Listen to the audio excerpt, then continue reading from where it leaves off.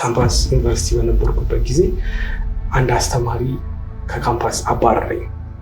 ማለት ካምፓስ ላይ በጣም ቆንጆ ተማሪ አልነበርኩም እና አስተማሪዎቹ ማርክ እንዲጨምሩልኝ እየለመንኩ ነበር ውጤት ማስጨምራቸው። አንዱ አስተማሪ ግን እምቢ አለኝ። በቃ በፍጹም አልጨምርልህም ማለት። ከዛ ላይ አስተማሪውን በየቀኑ የመጣው ስለምነው ጭራሽ አስጠልት አስተማሪ እና አስተማሪ ካሁን በኋላ ቢሮ የራሱ ጭራሽ እንዳትመጣ አንተ ውጤት ጨምሬልህ አልፈህ ብትመረቅ ለሀገር አትጠቅምም ምናምን ነገር የሚል ስድብ አዘል ምክሮች በሰዓቱ ይነግረኛል እና አስተማሪውን በጣም ጠሉት።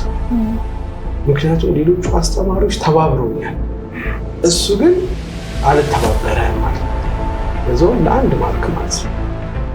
እና አስተማሪውን ባየሁት ቁጥር ውስጤ በጣም የሚከፋው፣ ብጣለው ደስ ይለኛል። በጣም ብዙ አይነት ስሜት ውስጥ ይከተኛል። አስተማሪው ሲወጣም ሲገባም በቃ መንገድ ያስቸግረዋል። ከዛ